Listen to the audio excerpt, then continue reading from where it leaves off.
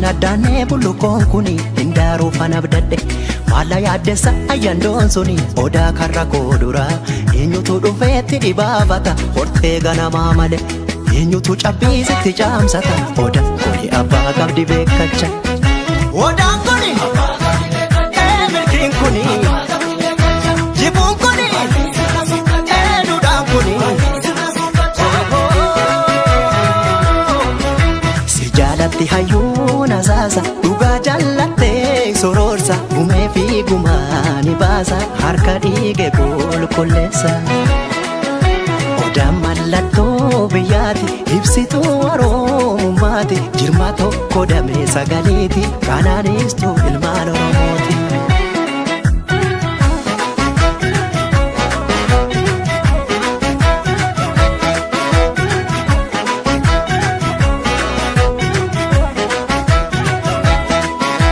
Obsake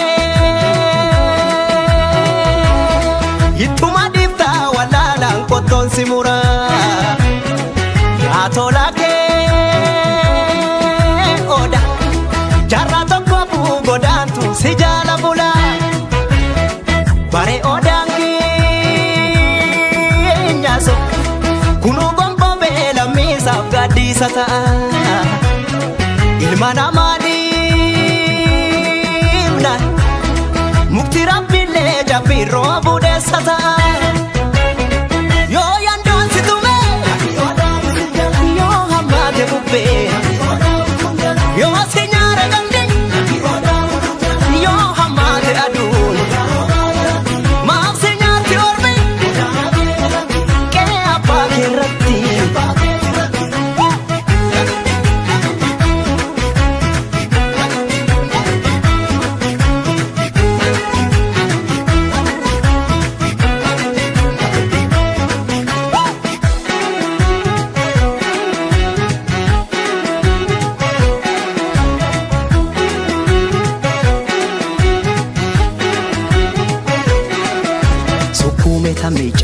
sittin addaatu bullukoon kuni hindaaruu fanabdadhe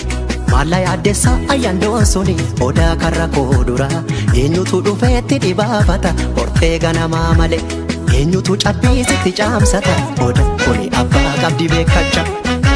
odaan kuni milkiin kuni jibuun kuni duudhaan kuni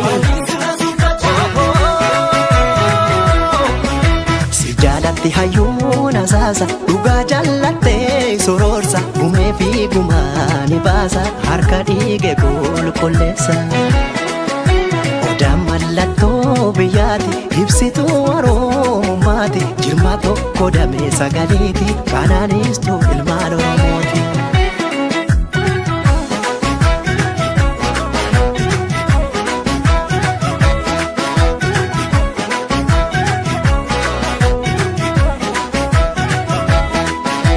Obsake